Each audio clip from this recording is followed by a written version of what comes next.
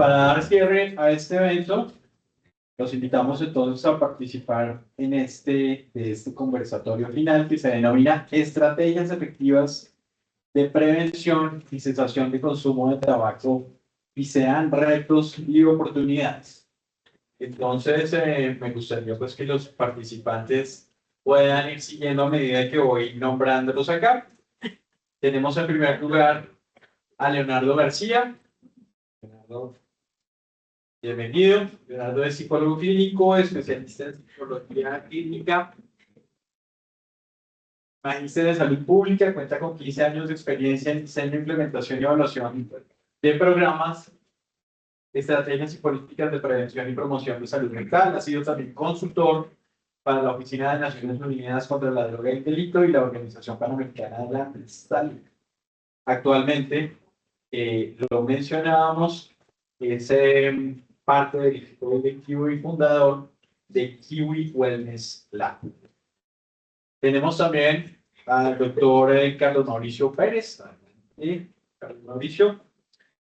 El doctor Pérez es médico y especialista en medicina familiar y comunitaria de la Universidad de La Sabana, máster en medicina antienvejecimiento de la Universidad de Buenos Aires, coach motivacional, jefe médico de el Centro de Asesoría Psicológica y Salud de 2020, nuestro consultorio médico universitario, y asimismo es médico también familiar de la compañía de medicina prepagada Colsanitas para el Banco de la República desde el año 2016. Tiene 17 años de experiencia en todos los escenarios clínicos y en estrategias comunitarias en promoción de la salud y prevención de la enfermedad.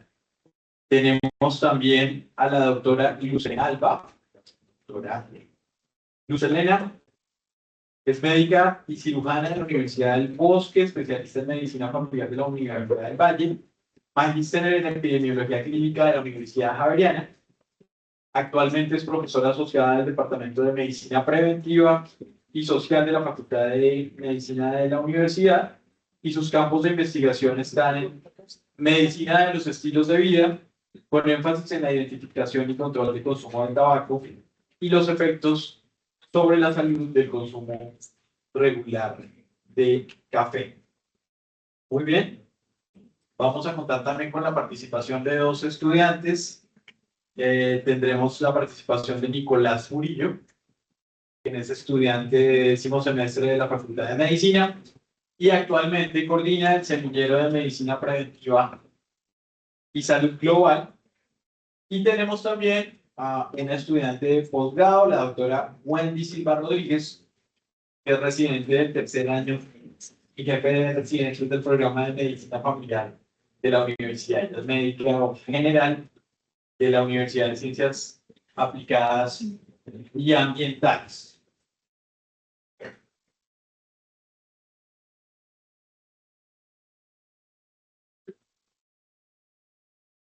Pues en la moderación voy a estar. Mi nombre es Raúl Legundo, soy antropólogo, trabajo con el Centro de Asesoría Psicológica y Salud. Y bueno, pues un gusto poder tenerlos esta mañana acá para que compartamos en esta primera hora, alrededor específicamente, ya lo hemos mencionado, estas estrategias efectivas para la prevención y cesación del consumo de tabaco y sea. Vamos a tener como un par de rondas con algunos elementos específicos. En esta primera ronda que hemos denominado elementos de prevención, queremos aproximarnos también pues, a las características del trabajo que ha realizado cada uno de ustedes y centrarnos inicialmente pues, en los aportes que nos puedan brindar Leonardo, Lucelena y Carlos Mauricio.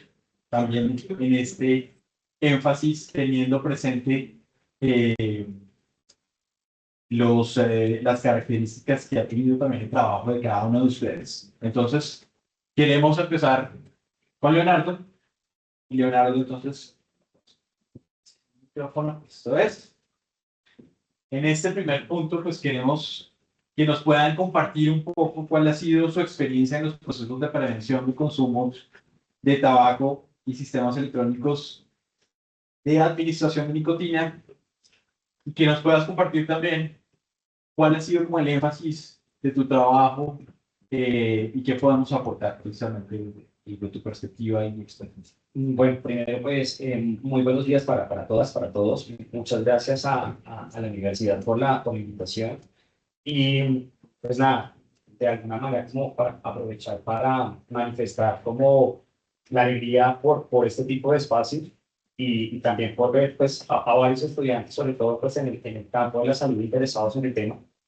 Eh, Como bien lo planteabas un poco en la presentación, básicamente desde el momento en que me gradué como profesional, tenía un interés particular en trabajar sobre todo en el tema de abordaje asociado a cuando ya una persona, por ejemplo, desarrollaba una dependencia, eh, alguna sustancia psicoactiva en particular, o en cuanto a sustancias psicoactivas.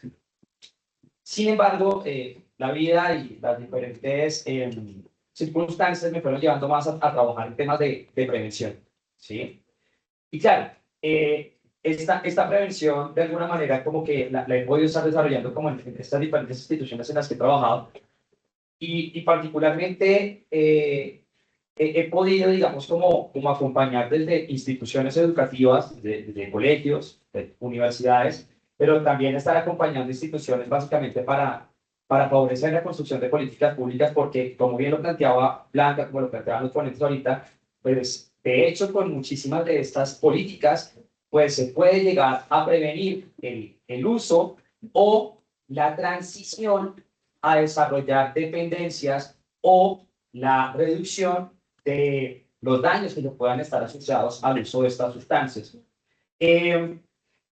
Digamos que el enfoque, siento que cuando uno trabaja en estos temas de prevención, claramente va a haber un enfoque de salud pública muy claro. Y esto lo planteo hoy porque creo que es importante, de hecho, que entendamos bien qué es prevención. Cuando las personas imaginan que es prevenir, las personas imaginan sencillamente que no haya consumo. Y no, es mucho más que eso. Prevenir es reducir la probabilidad de que algo ocurra. No podemos garantizar que nada pase, pero yo sí puedo reducir la probabilidad de que algo ocurra.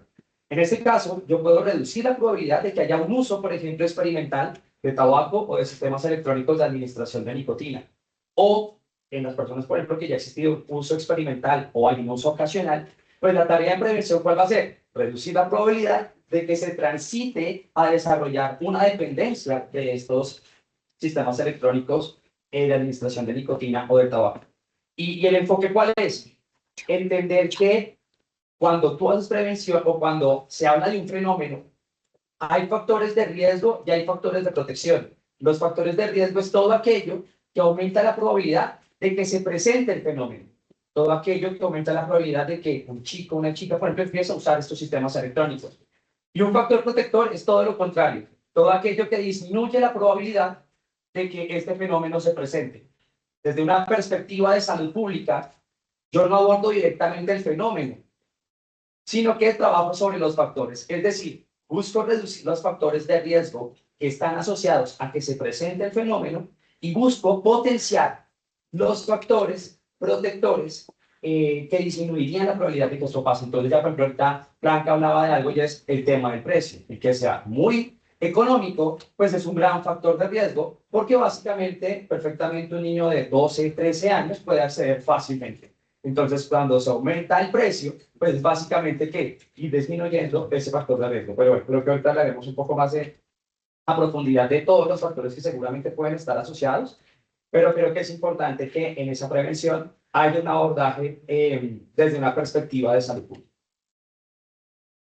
Gracias, Leonardo.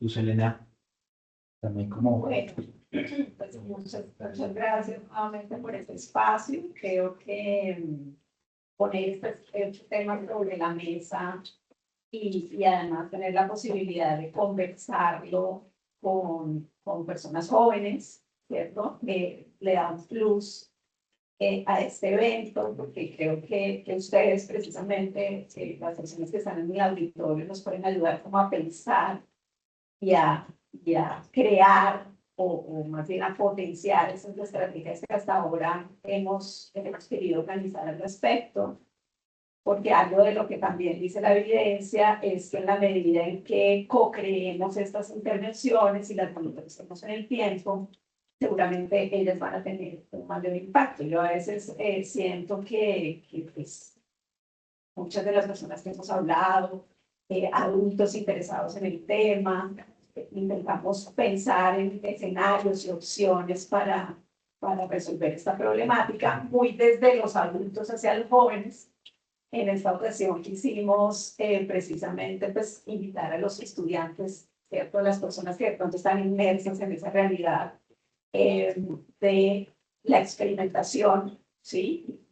Queremos saber qué están pensando, cuáles son las problemáticas, cómo ven este abordaje. Entonces, pues, resalto como algo muy valioso de este evento, el tenerlos ustedes, es precisamente ayudándonos a pensar sobre estos temas.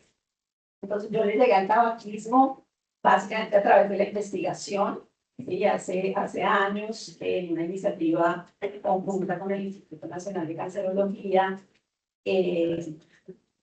creímos muy importante el desarrollar una guía de práctica clínica basada en la evidencia, precisamente en donde pudiésemos tener muy claras cuáles son las estrategias más efectivas tanto para prevenir como para acompañar a los individuos que quieren dejar de fumar. También por ese momento la universidad, con la creación de esta área de universidad saludable, tenía muy clara la importancia de fortalecer nuestro ámbito universitario, este contexto que de alguna manera puede también cobijar y proteger a los jóvenes respecto a diversos tipos de consumo. Entonces, en su momento como que se unieron muchas circunstancias que hicieron que pudiésemos pues trabajar en algunos aspectos relacionados con la minimización de estos riesgos. Y luego, digamos que sigo yo transitando por este terreno, tanto de la prevención como del tratamiento, haciendo estudios también para comprender un poco la realidad de los jóvenes, ¿cierto? Tratar de entender un poco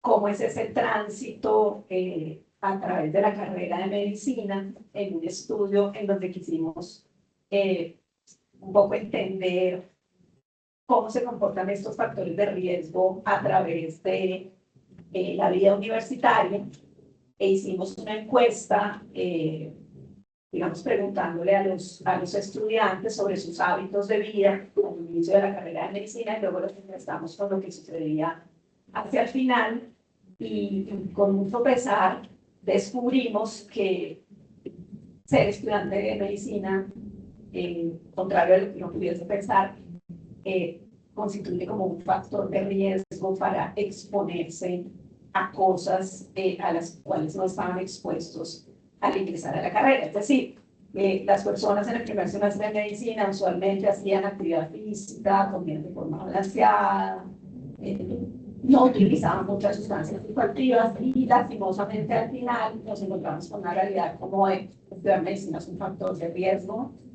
para tener distintos comportamientos que afectan la salud, y eso en realidad nos aterró, ¿sí? Y quisimos pues como trabajar de forma aún más decidida en todo este tema de prevención y de tratamiento del consumo de sustancias psicoactivas. En su momento se desarrolló la clínica para dejar de fumar cuando hacía parte del Hospital San Ignacio, yo creo que algunos de ustedes lo recuerdan. Yo estuve pues muy cerca de ese proceso de desarrollo de esta clínica, y recientemente lo que he hecho es, junto con los Centros de Medicina Familiar, me alegra mucho que hayan podido venir a este evento porque pues son protagonistas de este trabajo. Hemos venido, digamos, haciendo intervenciones en el hospital San Ignacio, porque previamente se creía como que esto de afectar estos factores de riesgo, de identificarlos y de tratarlos, era algo más como de los servicios ambulatorios, y creíamos que era algo pues cuando el paciente tiene más tiempo, está menos enfermo, pues hablemosle de estos temas de prevención y tratamiento del tabaquismo, pero luego nos dimos cuenta que la prevención en realidad debería ser transversal a todos los niveles de atención y que el paciente está especialmente, digamos, abierto precisamente a recibir intervenciones en el momento en que se siente vulnerable, ¿sí? Entonces, el momento de la hospitalización, ¿cierto? Es un momento propicio, porque de hecho la persona está obligatoriamente en abstinencia, por un lado, y por el otro se siente realmente enfermo, ¿cierto? Entonces, llegarle a este individuo en este momento hemos descubierto que resulta estratégico. Más adelante, ya cuando hablemos de cesación, vamos a compartir pues, como unas cifras, unas cosas de trabajo que hemos hecho.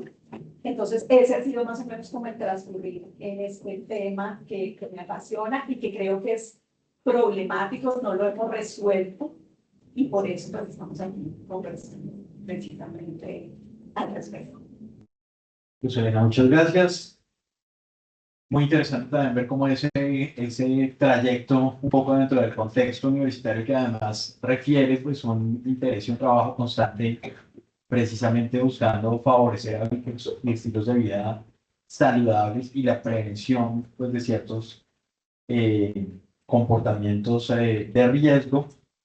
Y nos mencionaba ya también, Leonardo, pues toda la importancia de poder determinar claramente factores de riesgo y factores de protección, además encausados un poco en el curso de vida, que en este caso nos ubica también de manera preferente dentro de las poblaciones jóvenes que tenemos en la universidad. Y con esto entonces quisiera también, Mauricio, que nos compartas un poco cómo llegas a esta temática de la prevención, en este caso del consumo de tabaco, y también pues, qué elementos ya desde la experiencia en un medio universitario podría referir también como aspectos claves para la prevención. Muchas gracias, Raúl. Llego yo a todo, digamos, a todo este proceso de medidas antitabaco desde el consumo. Empecé muy joven y, como lo decía la doctora Gina, yo me alineé con eso porque realmente es una mente vulnerable. Yo, aparte de esto, también hice un par de estudios en música, del ambiente de música, con medicina no ayuda mucho, la verdad. Entonces, después de ser un aférrimo consumidor de tabaco y ya siendo médico rural, después de ser alguien que se fumaba hasta una cajetilla al día o un poco más, me da un evento cerebrovascular por una arritmia, una fibrilación auricular y de esta manera tuve un SB a mis 26 años. Una vez, y al verme en todo el proceso de rehabilitación y todo esto, empecé a ver lo importante que era el abordaje y ver todo el equipo médico tratándome, y cuando se acerca uno de los miembros del equipo médico, que en medio de mi tristeza y todo eso, ya ni siquiera recuerdo exactamente en qué especialidad era, porque me trataban todos. Entonces, ahora vamos a enfocar un poco tu consumo de cigarrillo, pero yo enfocándome en el SB y en todo eso lo puedes superar. Y de esta manera empiezo a abrir ese camino y empiezo a darme cuenta de la importancia y de ver el reto para el equipo médico de lo que es abordar una persona y una comunidad entre esta problemática del tabaco. Y así es que llego yo a todos estos procesos y empiezo a hacer todos los procesos de investigación, y durante mis años de residencia y maestría empiezo yo a empapar un poco más sobre todo lo que son las terapias y los tratamientos antitabaco. Y de ahí pues llego aquí a la Universidad Javeriana, que pues empieza todo este proceso desde el 2003, empiezan todas las medidas antitabaco, alineándose con la Organización Mundial de la Salud. Yo soy médico de la Sabana y vivía ese momento donde las universidades vendían los cigarrillos a granel, los vendían en las cafeterías y la gente fumaba tranquilamente en los pasillos, incluso en los salones. Yo estuve en esa época.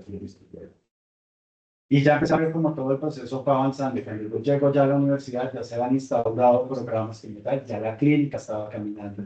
Empiezo ya a tener ya una capacitación que es orientada desde todos los profesionales que fueron parte de la clínica, digamos, aportando todo eso. Y ahí empezamos todo el proceso de lo que es llevar a cabo esta clínica, ya digamos, bajo la coordinación y dirección que ya llevo en la clínica. Todas las medidas que nosotros tenemos son las medidas que van alineadas con los diferentes entes y vamos, clínicas, por decirlo así, que vienen usando no solamente universidades, también entidades prestadoras de salud aquí en Colombia a nivel mundial. Nosotros tenemos la terapia multicomponente, donde tomamos en cuenta desde lo que es desde una consejería breve hasta lo que es el propio deseo de la persona dejar de fumar. Ya más adelante hablaremos de lo que es la eficacia como que sacar a todas las personas. Pero es eso. Entonces, mi invitación para todos ustedes es, de verdad, no creer que eso nunca nos va a pasar, porque sí nos puede pasar. Y ya llevo más de 22 años sin tocar un cigarrillo. Y pues digamos que este es un testimonio de vida que realmente se le puede compartir a todos ustedes para que lo tengan en cuenta y ustedes se van a enfrentar a los que son pacientes con consumos problemáticos. El consumo de tabaco es impresionante. Nomás desde la historia ver que la persona que lo creó le pegó a lo que era. Sin conocer los receptores nicotínicos, supo a dónde llegar. Realmente es un maestro, por eso no. Y ahora nosotros somos los que tenemos que llegar a combatir eso. Es uno de los retos más grandes que ustedes van a tener. Y ahorita con Cristina va a ser algo todavía más complicado en su práctica clínica. Entonces, pues bueno, invitarlos a que siempre muy atentos a esto. Muchas gracias, Carlos Mauricio. Gracias por compartirnos también esto desde tu experiencia personal y efectivamente, pues, poder tener ese precedente de que todos somos vulnerables y en algún momento, pues, podemos tener alguna de estas prácticas, pero también esa posibilidad, pues, de implementar cambios, ¿no?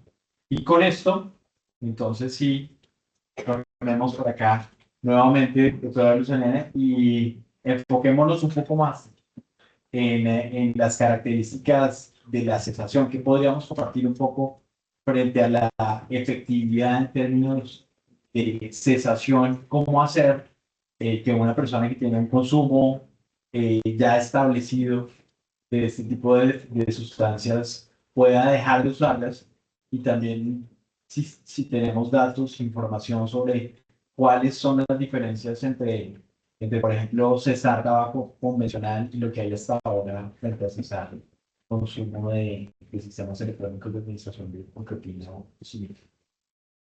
Pues sí, a este respecto quisiera decir que pues existe evidencia contundente respecto a la efectividad de los tratamientos para dejar de fumar.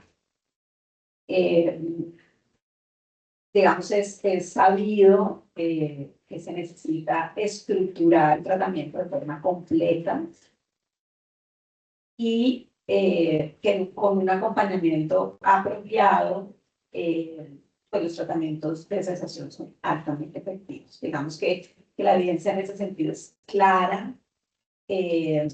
Existen miles de estudios al respecto, ¿cierto? Tanto de intervenciones farmacológicas como de intervenciones psicoterapéuticas.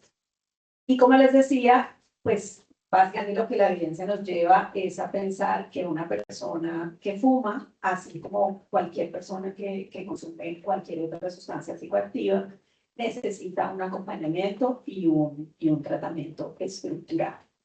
De pronto para los estudiantes que no lo saben, porque seguramente pues las personas que ya tienen un nivel de formación mayor, las intervenciones no farmacológicas incluyen intervenciones psicoterapéuticas que podrían ser breves o intensivas, y el tratamiento farmacológico lo podríamos agrupar como en dos grandes grupos, que son los neuromoduladores, dentro de los cuales está la vareniclina y el bupropión, y los sustitutos de nicotina. Y como decía hace un momento, esas estrategias combinadas pues han demostrado con una efectividad cercana al 33%, pues ser efectivas en este proceso de dejar de fumar.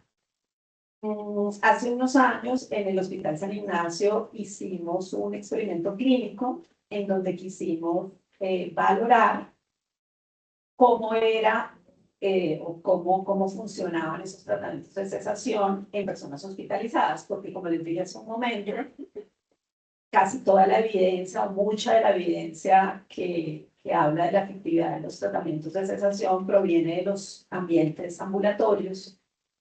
Sí hay evidencia, pero digamos hay menos evidencia de las intervenciones en el hospital, entonces por eso nos animamos a diseñar este experimento clínico, en donde valoramos la efectividad de la consejería breve. Fíjense que no lo hicimos con intervenciones intensivas ni farmacológicas, básicamente porque los pacientes hospitalizados en general tienen un movimiento muy alto, ¿cierto? O sea, no se quedan mucho tiempo en el hospital y por eso queríamos pues saber si intervenirlos y hacerlo, digamos, con lo que teníamos a la mano en ese momento, realmente resultaba efectivo.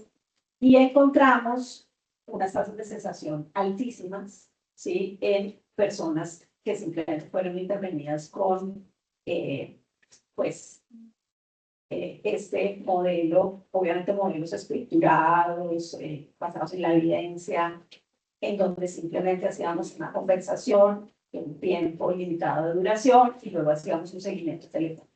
Entonces encontramos con al mes el 63% de los pacientes habían dejado de fumar el brazo de intervención y a los 3 meses el 51.4% permanecían abstinentes. Desafortunadamente no tuvimos el dinero suficiente para hacer un seguimiento más a largo plazo, pero digamos nuevamente en este ambiente hospitalario, como les digo, de pronto en un hospital de alta complejidad, en donde uno piensa, oiga, los problemas que nos ocupan son otros, ¿cierto? Paciente que tiene cáncer de pulmón, se acaba de infartar, o sea, hay que salvarle la vida, habían otras prioridades, pero queríamos, digamos, aportar evidencia que nos ratificara la importancia de hacer intervenciones en esta población, que es básicamente lo que seguimos haciendo.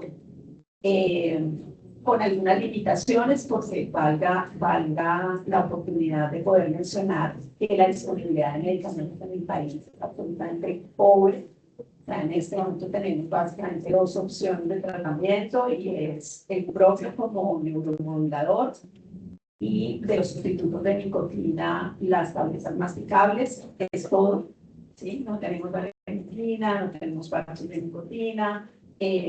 Entonces, digamos, hay una problemática muy importante porque recibimos al paciente, lo evaluamos, decidimos cuál va a ser su intervención terapéutica, pero luego nos quedamos con, digamos, un arsenal farmacéutico absolutamente limitado y esto, pues, innegablemente pone unas barreras impresionantes, pues, a la persona que, digamos, siendo consciente de la dificultad que reviste el hecho de querer dejar de fumar, se encuentra con barreras adicionales, y es la EPS no me pega el medicamento, no me autorizan la cita para continuar el tratamiento. Entonces, en realidad, como decía al principio, es una problemática que no hemos podido resolver y que estamos como intentando abordar desde distintas perspectivas, utilizando distintas herramientas, pero pues en realidad el trabajo clínico, que es lo que yo hago, pues hay dificultades serias y pues qué chévere un poco aunar esfuerzos y tratar de estar juntos para tratar de luchar contra esta pandemia, como decía la doctora Blanca. Gracias, Daniela. Y pasamos ahora un poco más a verificar la experiencia con estudiantes universitarios y hablemos un poco, doctor Carlos Mauricio, de cómo se da el proceso de apoyo a la cesación tabáquica desde la universidad y también que nos puedas compartir algunas características ya con más detalle de eso que empezaste a anunciar previamente. Muchas gracias. El servicio de la clínica para dejar de fumar está abierto para toda la comunidad educativa javeriana. Todos pueden acceder y no tiene ningún costo. Estamos simplemente a un clic de acceso. Ustedes pueden dirigir directamente al intranet y hacer el formulario que se encuentra ahí. Nosotros los contactamos y les agendar la cita. La clínica para dejar de fumar pues, se basa en un sistema multicomponente donde tomamos no solamente en cuenta la asesoría, sino el seguimiento de cada persona enfocando su tratamiento. Es un tratamiento individualizado, no es el mismo tratamiento para todos, porque no todos tienen una característica igual respecto a lo que es el consumo o dependencia hacia el tabaco. No tiene costo, como les dije. Nosotros, digamos que ya la hemos ido operando, en mi caso yo ya llevo 5 años en la clínica para dejar de fumar. Lo más importante es que la gente tenga el deseo de dejar de fumar y que esté en esa fase donde ya quiere dejar de fumar. Porque realmente la persona que hasta ahora lo está contemplando, o que tiene la idea, lo vamos a manejar, pero no vamos a tener esa eficacia de ese lado. Siempre estaremos abiertos a recibir a todos los miembros de la comunidad para brindarle la atención. Pero lo ideal es que son esas personas que quieran ya dejar información.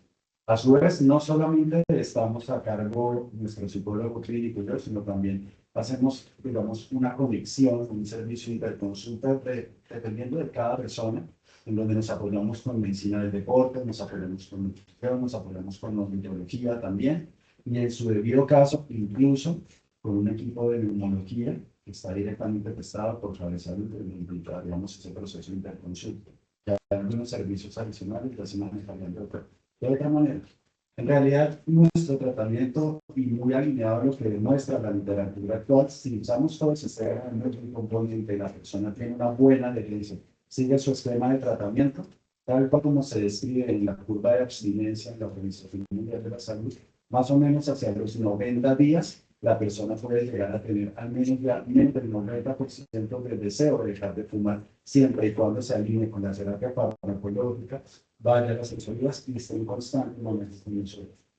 Lo más importante es que lo tengan ustedes siempre en el radar, invitarlos a ir al segundo piso y hacer el tiempo de salud. Allá pues, realizar este proceso. La tasa de asistencia, pues nosotros, más que asistencia, es como la eficacia de nuestra clínica. Se va dando más o menos sobre 7 a 10, de 7 sobre 10 casos de los consultantes. La mayoría de los casos que no se logran llevar adelante son porque las personas sencillamente dejan el proceso o se gradúan y no existen más. Y ya perdemos el contacto con ellos, entonces no podemos saber qué ocurre. Así mismo hacemos un proceso de seguimiento y nos tenemos esta estadística más o menos de 7 sobre 10 casos, es decir, el 70% de las personas logran una eficacia. Gracias, Carlos Mauricio. También es muy interesante esos datos, pues, porque efectivamente nos muestran que hay un nivel de eficacia importante con ese elemento que mencionas, ¿no? Es decir, el compromiso de la persona que efectivamente desee cesar en este caso el consumo y todo el acompañamiento multicomponente, como lo mencionaban ya al respecto. Leonardo, ¿qué podríamos decir también en relación con este tema de la cesación? Si tienes algunos elementos o de factores protectores o mitigación de factores de riesgo para alguien que quiera cesar de consumir el tabaco. Sí, creo que a veces, muchas veces hay factores que están relacionados tanto en el tema de prevención como en el tema de tratamiento. De hecho, quisiera hacerles una pregunta a las personas que nos están acompañando acá. Por favor, levanten la mano quienes tienen hermanos, hermanas menores. Listo. Muy bien. Cuando, por ejemplo, se trabaja con instituciones educativas, bueno, muchos de ustedes son de primer semestre. Muchos de ustedes están iniciando la carrera de medicina. Sabrán ustedes que el uso, por ejemplo, de estos dispositivos en los colegios es elevado, ¿sí? De hecho, el último estudio nacional de consumo de sustancias psicoactivas nos dice que la edad de inicio de los sistemas electrónicos de administración de nicotina, la edad promedio está sobre los 14 años. Pero sabemos que, de hecho, como lo planteaba ahorita, hay edades muy por debajo de esto. Particularmente he recibido llamadas donde me dice, Leo, tenemos casos ya en cuarto, quinto de primaria, de chicos, chicas usando estos dispositivos. Y cuando se les pregunta muchas veces a ellos, ven, ¿cuál fue la razón? ¿Cuál fue el factor de riesgo que te llevó a usar el dispositivo? Los hermanos mayores aparecen como uno de los dos primeros factores.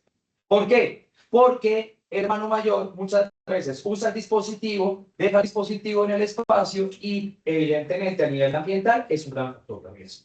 Es decir, no hay que ser vagos para decir que si el dispositivo se encuentra allí, ¿aumenta la probabilidad de que se use? Obviamente sí. ¿A qué voy con esto? Muchas veces nosotros podemos ser también tanto factores de riesgo como factores de protección en el uso de otras personas. Se sabe, por ejemplo, en las personas que están tratando de dejar el uso de tabaco o de estos dispositivos, que uno de los factores que llevan a motivar el uso nuevamente del dispositivo es la influencia normativa, es decir, el contexto que a mí me está rodeando. Cuando el contexto que a mí me está rodeando usa o normaliza el uso del dispositivo o de cualquier sustancia, pues es más probable de que se vaya a usar. Voy a cambiar el tema para que me entiendan. Por ejemplo, con alcohol, que está ampliamente normalizado. De hecho, seguramente muchos de ustedes han normalizado el uso de bebidas, de ciertas bebidas alcohólicas a ambientes específicos. Ejemplo, si yo les dijera, piensen en una bebida alcohólica para cada uno de estos ambientes, por favor díganme la bebida alcohólica en la que piensen. Ejemplo, asado, despecho, brindis en una fiesta, en un matrimonio. ¿Se dan cuenta? ¿Por qué todos o la mayoría de las personas respondemos lo mismo? Uno, por la publicidad.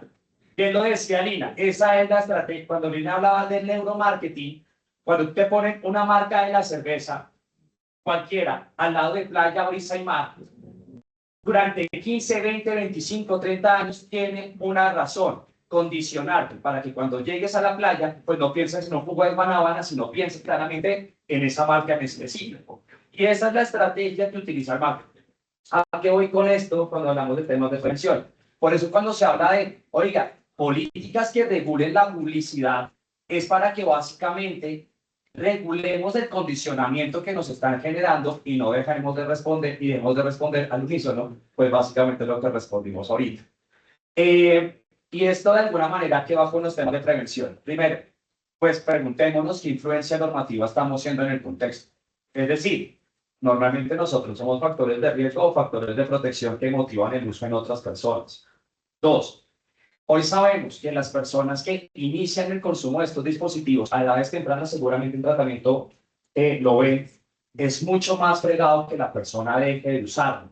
¿Por qué? Porque aumenta la probabilidad de que se desarrolle dependencia y aumenta la probabilidad de que se usen otras sustancias. Por esa razón los colegios están fregados.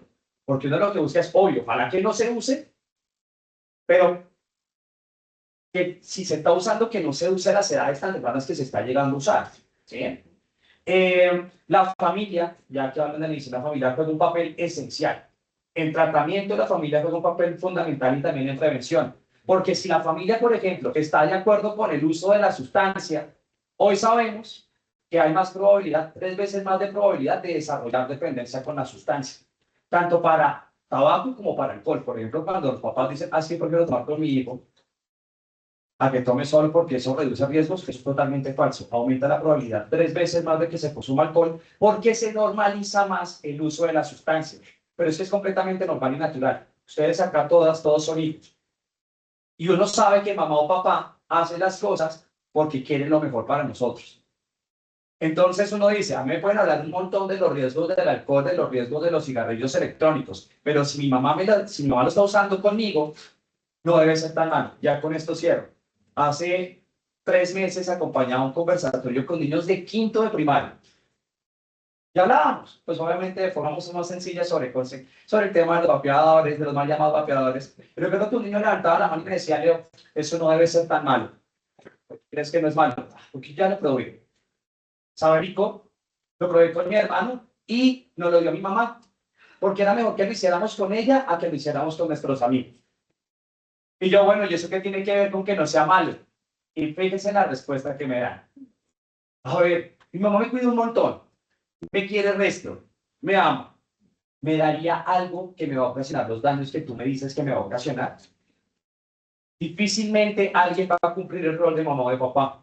Es decir, que nosotros, por ejemplo, cuando yo preguntaba quiénes son hermanos mayores, si usted está dándole el dispositivo electrónico, tabaco o una bebida alcohólica a su hermano mayor, a su hermano menor, pues claramente termina siendo un gran factor de riesgo que no ayuda ni en la prevención ni en el tratamiento.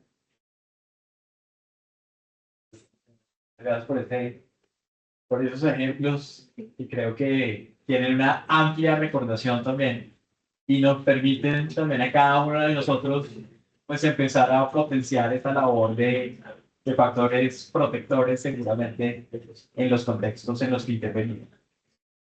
Queremos en este punto también conocer un poco esa perspectiva propia de los estudiantes y para esto pues entonces tenemos aquí a Leonardo y a Wendy y a Nicolás, perdón, Nicolás y a Wendy.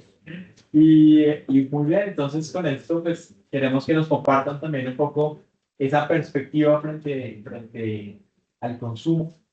También poder conocer y reconocer algunos elementos que ustedes crean relevantes para favorecer la prevención y el cuidado pues, propio en el contexto de la universidad.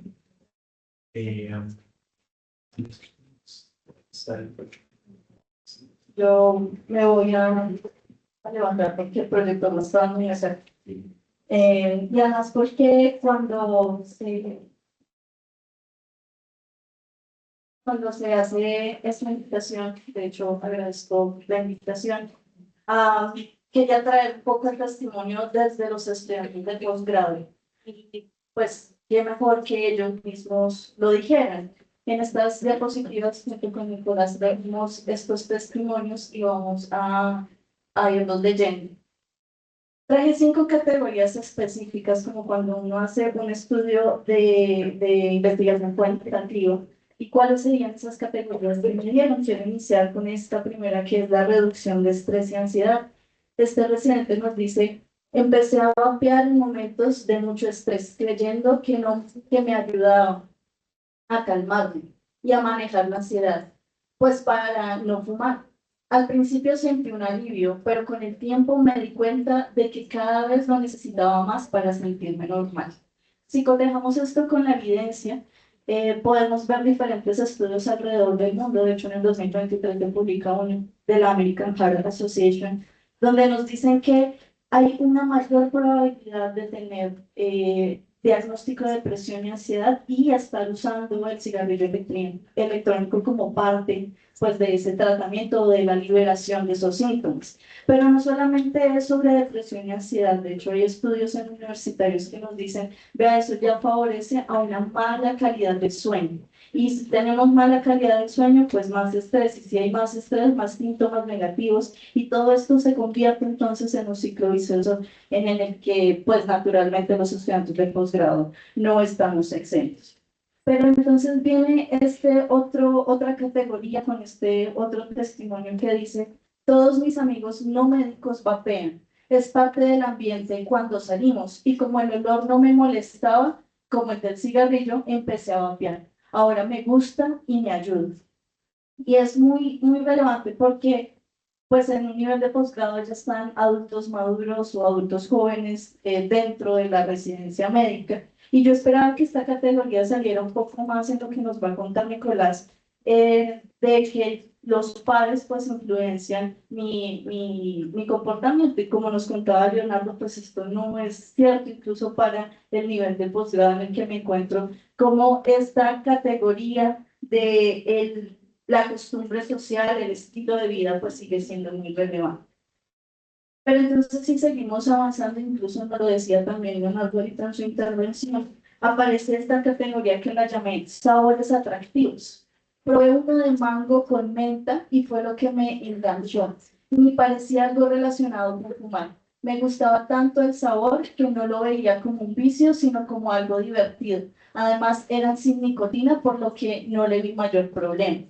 Estos sabores hacen un reforzamiento en nuestro cerebro de que se parece a un dulce o un chicle, más allá de todos los efectos deleterios que trae el vape, pues para la salud, que hemos estado hablando durante este día. Y es muy relevante si lo unimos al contexto que ya habíamos hablado y si lo unimos a cuarta categoría o cuarto testimonio. Comencé a vapear porque ya fumaba y me pareció una alternativa menos perjudicial. Incluso ahora, siendo médico y sabiendo que el vape puede causarme aún más daño, no he logrado dejarlo. Y es que la percepción de menor daño de los dispositivos electrónicos pues se vuelve un factor fundamental para la intervención en tabaquismo y un reto natural para aquellos médicos que nos dedicamos a esto.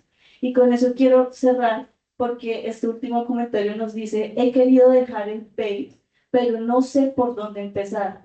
No hay tantas opciones como el cigarrillo, y eso que aquí tenemos una clínica de cesación. Este residente era consciente de que acá tenemos toda una clínica de cesación, incluso que dentro de la medicina familiar nosotros lideramos esa clínica de cesación intrahospitalaria y pues también ambulatoria, y aún así no se percibe que hayan tantas opciones, y nos deja entonces que la consejería médica pues sigue siendo muy relevante y que nosotros también tenemos que buscar ese papel de que el paciente sepa que nos puede buscar para llegar a la cesación.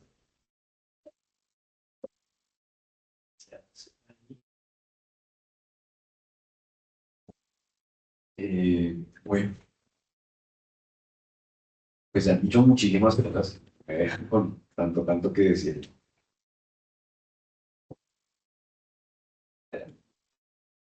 Yo también traigo algunos testimonios, no voy a hacer tantos énfasis de leerlos, es más para compartirlos, para que los vayan leyendo mientras tanto. La perspectiva desde los estudiantes de pregrado, siento que nos vemos más enfrentados hacia el inicio del consumo muchas veces. Por más de que las edades de consumo a veces son muy tempranas y muchos entran ya consumiendo. Particularmente en medicina, que pues veo el auditorio lleno de estudiantes de medicina, y como ya lo he mencionado anteriormente, un factor muy grande es la baja autoestima, o el mismo hecho de que las personas que presentan consumos tienen más posibilidad de tener asociado trastornos por depresión o por ansiedad. Tristemente, medicina es algo que favorece eso, la baja autoestima intelectual. Eh, Nos hacen sentir mal por no saber. Y muchas veces la vía de escape para gestionar todo el estrés y la ansiedad, una vía de escape fácil, pero en un contexto en el que no se dispone de tiempo, es el consumo de sustancias como estas. El otro es el relacionamiento con los pares, como ya se mencionó, pero también la sensación de bajo riesgo. Y de forma sorprendente, siento que inclusive para los estudiantes de medicina uno no llega a comprender los riesgos realmente hasta de pronto ya más entrada a la carrera, o sea, porque uno antes de entrar, cuando está en los chiquitos, pues uno le dice que es malo para la salud, pero uno no acaba de entender por qué, y sobre todo en el contexto de los vapeadores, porque el contexto del cigarrillo sí se ha estudiado bastante, de hecho, en este hay un caso clínico integrador sobre el consumo de tabaco, pero los vapeadores también es como este contexto un poquito novedoso, un poquito también pulso, de moda, por pasó con los cigarrillos hace mucho tiempo, pues uno termina de entender como, bueno, y por qué es malo. Eh, no solo la baja percepción de riesgo frente a lo que causa la sustancia, sino también un poquito esa sensación de invulnerabilidad. Porque, sobre todo acá en Colombia, uno a veces entra a la universidad no de 18, sino de 17 o de 16 años, está en pleno auge y la adolescencia, en donde uno también se cree inmortal frente a muchísimas cosas. Y se siente que no le va a pasar nada. Me parece un poquito como de esa visión algo más a futuro. Entonces, digamos, todas estas son elementos que influyen en por qué uno inicia o por qué uno consume. Ahora, frente, ¿qué se puede hacer al respecto desde la parte estudiantil? Si bien hay estudiantes que sí consumen o sí tienen tendencias de pronto a iniciar el consumo, hay muchos otros que no. Ahí están ambas partes, ambas caras de la moneda. Y siento que también recae sobre nosotros un poco esa responsabilidad de generar comunidad y de generar sentido de apoyo, de red, para ayudar a nuestros pares. Y digamos, pues por ejemplo, en mi caso que estoy en décimo semestre, uno se vuelve un poco esa figura del hermano mayor que mencionaba Leonardo hace un poco, e inclusive más con los pacientes, y sobre todo pacientes jóvenes. Porque precisamente llegan pacientes de, no sé, cuando uno va pasando por pediatría, pacientes de 14, 16, 15 años que tienen estos problemas de consumo y el impacto que uno puede tener sobre ellos es mucho más grande que de pronto podría, que el que de pronto podría tener un médico adulto porque el relacionamiento es diferente. Entonces, lo que el énfasis es el primero, que nosotros tenemos una responsabilidad grande por el hecho de estudiar lo que estudiamos, también por el hecho de poseer el conocimiento que vamos adquiriendo.